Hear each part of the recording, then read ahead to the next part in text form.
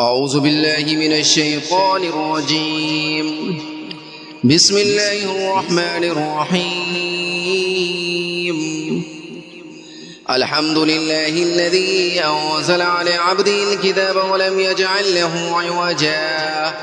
قيما لينذر بأسا شديدا من لدنه ويبشر المؤمنين الذين يعملون الصالحات أن لهم أجرا حسنا ماكثين فيه أبدا وينذر الذين قالوا اتخذ الله ولدا ما لهم به من علم ولا لآبائهم كبرت كلمة تخرج من أفواههم إن يقولون إلا كذبا فلعلك باخع نفسك على آثارهم إن لم يؤمنوا بهذا الحديث أسفا إنا جعلنا ما على الأرض زينة لها لنبلوهم أيهم أحسن عملا وإنا لجاعلون ما عليها صعيدا جرزا أم حسبت أن أصحاب الكهف والرقيم كانوا من آياتنا عجبا إذ أوى الفتية إلى الكهف فقالوا ربنا آتنا من لدنك رحمة وهيئ لنا من أمرنا رشدا فضربنا على آذانهم في الكهف سنين عددا ثم بعثناهم لنعلم أي الحزبين أحصى لما لبثوا أمدا نحن نقص عليك نباهم بالحق إنهم فتية آمنوا بربهم وزدناهم هدى وربطنا على قلوبهم إذ قاموا فقالوا ربنا رب السماوات والأرض لن ندعو من دونه إلها لقد قلنا إذا شططا هؤلاء قوم اتخذوا من دونه آلهة لولا يأتون عليهم بسلطان بين فمن أظلم ممن افترى على الله كذبا وإذ اعتزلتموهم وما يعبدون إلا الله فأبوا إلى الكهف ينشر لكم ربكم من رحمته ويهيئ لكم من أمركم مرفقا وترى الشمس إذا طلعت تسافر عن كهفهم ذات اليمين وإذا غربت تغرزهم ذات الشمال فهم في فجوة منه ذلك من آيات الله من يهد الله فهو المهتد ومن يضلل فلن تجد له وليا مرشدا وتحسبهم أيقاظا وهم رقود ونقلبهم ذات اليمين وذات الشمال وكلبهم باسط ذراعيه بالوسيد لو اطلعت عليهم لوليت منهم فرارا ولملئت منهم رعبا وكذلك بعثناهم ليتساءلوا بينهم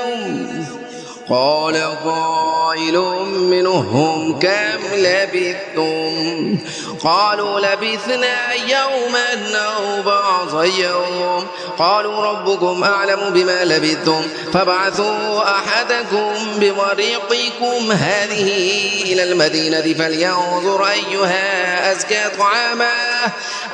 طعاما فليأتكم برزق منه وليتلطف ولا يشعرن بكم أحدا إنهم إن يظهروا عليكم يرجموكم أو يعيدوكم في ملتهم ولن تفلحوا إذا أبدا وكذلك أعثرنا عليهم ليعلموا أن وعد الله حق وأن الساعة لا ريب فيها إذ يتنازعون بينهم أمرهم فقالوا ابنوا عليهم بنيانا ربهم أعلم بهم قال الذين غلبوا على أمرهم لنتخذن عليهم مسجدا سيقولون ثلاثة رابعهم كلبهم ويقولون خمسة سادسهم كلبهم رجما بالغيب ويقولون سبعة وثامنهم كلبهم قل ربي أعلم بعدتهم ما يعلمهم إلا قليل فلا تمار فيهم إلا مراء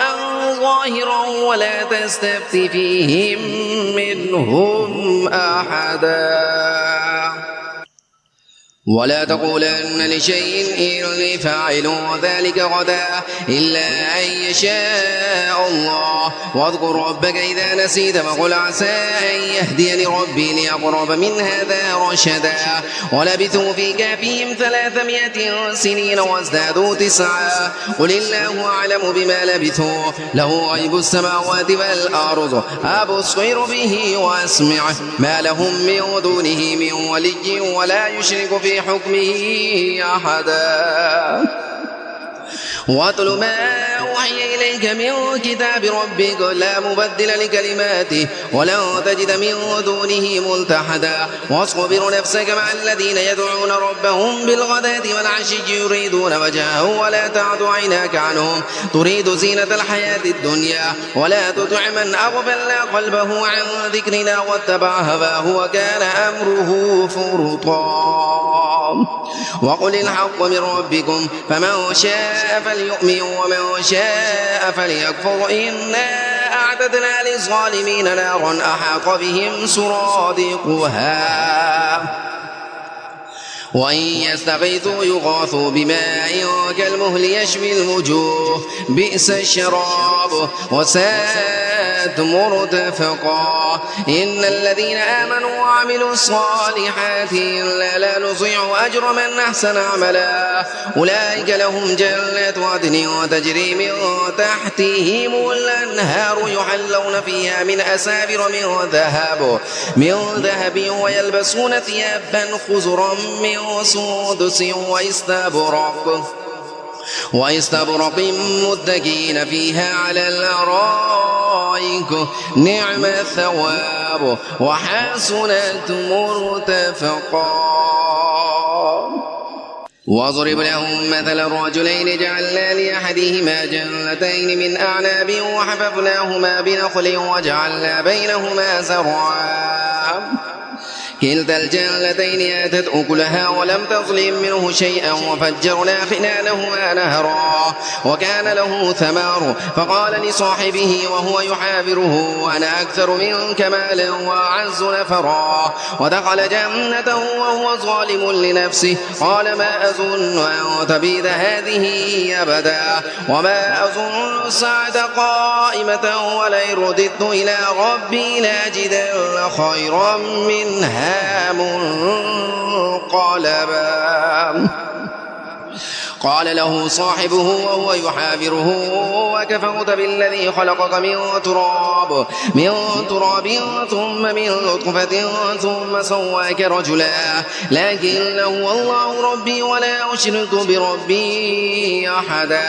ولولا إذ دخلت جنتك قلت ما شاء الله لا قوة إلا بالله إن ترني أنا أقل منك مالا وولدا فعسى ربي أن يؤتيني خيرا من جنتك ويرسل عليها حسبانا من السماء فتصبح صعيدا زلقا أو يصبح ماؤها غورا فلا تستطيع له طلبا وأحيط بثمره فأصبح يقلب كفيه على ما أنفق فيها وهي خاوية على عروشها فيقول يا ليتني لم أشرك بربي أحدا ولم تكن له فئة ينصرونه من دون الله وما كان منتصرا هنالك الولاية لله الحق هو خير ثوابا وخير عقبا واضرب لهم مثل الحياة الدنيا كماء إن أنزلناه من السماء فاختلط به نبات الأرض فأصبح هشيما تذروه الرياح وكان الله على كل شيء مقتدرا المال والبنون زينة الحياة الدنيا والباقيات الصالحات خير عند ربك ثوابا وخير أملا ويوم نسير الجبال وترى الأرض بارزة وحشرناهم فلم نغادر منهم أحدا وعرضوا على ربك صفا لقد جئتمونا كما خلقناكم أول مرة بل زعمتم أن لن نجعل لكم موعدا ووضع الكتاب فترى المجرمين مشفقين مما فيه ويقولون يا ويلتنا ما لهذا الكتاب لا يغادر صغيرة ولا كبيرة إلا أحصاها ووجدوا ما عملوا حاضرا ولا يظلم ربك أحدا وإذ قلنا للملائكة اسجدوا لآدم فسجدوا إلا إبليس كان من الجن ففسق عن أمر ربه أفتتخذونه وذريته أولياء من دوني وهم لكم عدو بئس للظالمين بدلا ما شهدتم خلق السماوات والأرض ولا خلق أنفسهم وما كنت متخذ المضلين عضدا ويوم يقول نادوا شركائي الذين زعمتم فدعوهم فلم يستجيبوا لهم وجعلنا بينهم موبقا ورأى المجرمون النار فظنوا أنهم واقعوها ولم يجدوا عنها مصرفا ولقد صرفنا في هذا القرآن للناس من كل مثل وكان الإنسان أكثر شيء جدلا وما منع الناس أن يؤمنوا إذ جاءهم الهدى ويستغفروا ربهم إلا أن تأتيهم سنة الأولين أو يأتيهم العذاب قبلا وما نرسل المرسلين إلا مبشرين ومنذرين ويجادل الذين كفروا بالباطل ليدحضوا به الحق واتخذوا آياتي وما أنذروا هزوا ومن أظلم ممن ذكر بآيات ربه فأعرض عنها ونسي ما قدمت يداه إنا جعلنا على قلوبهم أكنة أن يفقهوا وفي آذانهم وقرا وإن تدعهم إلى الهدى فلن يهتدوا إذا أبدا وربك الغفور ذو الرحمة لو يؤاخذهم بما كسبوا لعجل لهم العذاب بل لهم موعد لن يجدوا من دونه موئلا وتلك القرى أهلكناهم لما ظلموا وجعلنا لمهلكهم موعدا وإذ قال موسى لفتاه لا أبرح حتى أبلغ مجمع البحرين أو أمضي حقبا فلما بلغا مجمع بينهما نسيا حوتهما فاتخذ سبيله في البحر سربا فلما جاوزا قال لفتاه آتنا غداءنا لقد لقينا من سفرنا هذا نصبا قال أرأيت إذا أوينا إلى الصخرة فإني نسيت الحوت وما أنسانيه إلا الشيطان أن نذكره واتخذ سبيله في البحر عجبا قال ذلك ما كنا نبغه فارتد على آثارهما قصصا فوجد عبدا من عبادنا آتيناه رحمة من عندنا وعلمناه من لدنا علما قال له موسى هل نتبعك على أن تعلمني مما علمت رشدا قال إنك لن تستطيع معي صبرا وكيف تصبر على ما لم تحيط به خبرا قال ستجدني إن شاء الله صابرا ولا أعصي لك أمرا قال فإن اتبعتني فلا تسألني عن شيء حتى أحدث لك منه ذكرا فانطلقا حتى إذا ركبا في السفينة خرقها قال خرقتها لتغرق أهلها لقد جئت شيئا إمرا قال ألم أقل لك لن تستطيع معي صبرا قال لا تؤاخذني بما نسيت ولا ترهقني من أمري يسرا فانطلقا حتى إذا لقيا غلاما فقتله قال أقتلت نفسا زكية بغير نفس لقد جئت شيئا نكرا قال ألم أقل لك إنك لا تستطيع معي صبرا قال إن سألتك عن شيء بعدها فلا تصاحبني قد بلغت من لدني عذرا فانطلقا حتى إذا أتيا أهل قرية استطعما أهلها فأبوا أن يضيفوهما فوجدا فيها جدارا يريد أن ينقض فأقامه قال لو شئت لاتخذت عليه عليه أجرا. قال هذا فراق بيني وبينك، سأنبئك بتأويل ما لم تستطع عليه صبرا. أما السفينة فكانت لمساكين يعملون في البحر فأردت أن أعيبها وكان وراءهم ملك يأخذ كل سفينة غصبا. وأما الغلام فكان أبواه مؤمنين فخشينا أن يرهقهما طغيانا وكفرا، فأردنا أن يبدلهما ربهما خيرا منه زكاة وأقرب رحما. وأما الجدار فكان لغلامين يتيمين في المدينة وكان تحته كنز لهما وكان أبوهما صالحا، فأراد ربك أن يبلغا أشدهما ويستخرجا كنزهما رحمة من ربك وما فعلته عن أمري، ذلك تأويل ما لم تستطع عليه صبرا. ويسألونك عن ذي القرنين، قل سأتلو عليكم منه ذكرا. إنا مكنا له في الأرض وآتيناه من كل شيء سببا، فأتبع سببا حتى إذا بلغ مغرب الشمس وجدها تغرب في عين حمية ووجد عندها قوما. قلنا يا ذا القرنين إما أن تعذب وإما أن تتخذ فيهم حسنا. قال أما من ظلم فسوف نعذبه ثم يرد إلى ربه فيعذبه عذابا نكرا. وأما من آمن وعمل صالحا فله جزاء الحسنى وسنقول له من أمرنا يسرا. ثم أتبع سببا حتى إذا بلغ مطلع الشمس وجدها تطلع على قوم لم نجعل لهم من دونها سترا. كذلك وقد أحطنا بما لديه خبرا. ثم أتبع سببا حتى إذا بلغ بين السدين وجد من دونهما قوما لا يكادون يفقهون قولا. قالوا يا ذا القرنين إن يأجوج ومأجوج مفسدون في الأرض فهل نجعل لك خرجا على أن تجعل بيننا وبينهم سدا. قال ما مكنني فيه ربي خير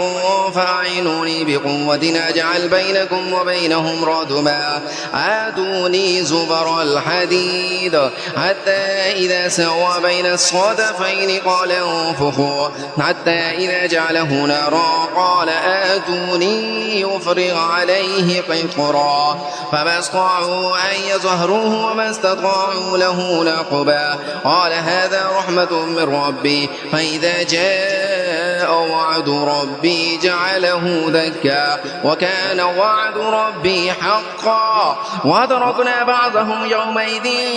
يموج في بعض ونفخ في الصور فجمعناهم جمعا. وعرضنا جهنم يومئذ للكافرين عرضا. الذين كانت أعينهم في غطاء عن ذكري وكانوا لا يستطيعون سمعا. أفحسب الذين كفروا أن يتخذوا عبادي من دوني أولياء إنا أعتدنا جهنم للكافرين نزلا. قل هل ننبئكم بالأخسرين أعمالا الذين ضل سعيهم في الحياة الدنيا وهم يحسبون أنهم يحسنون صنعا. أولئك الذين كفروا بآيات ربهم ولقائه فحبطت أعمالهم فلا نقيم لهم يوم القيامة وزنا. ذلك جزاؤهم جهنم بما كفروا واتخذوا آياتي ورسلي هزوا. إن الذين آمنوا وعملوا الصالحات كانت لهم جنات الفردوس نزلا خالدين فيها لا يبغون عنها حولا. قل لو كان البحر مدادا لكلمات ربي لنفد البحر قبل أن تنفذ كلمات ربي ولو جئنا بمثله مددا. قل إنما أنا بشر مثلكم يوحى إلي أنما إلهكم إله واحد فمن كان يرجو لقاء ربه فليعمل عملا صالحا ولا يشرك بعبادة ربه أحدا.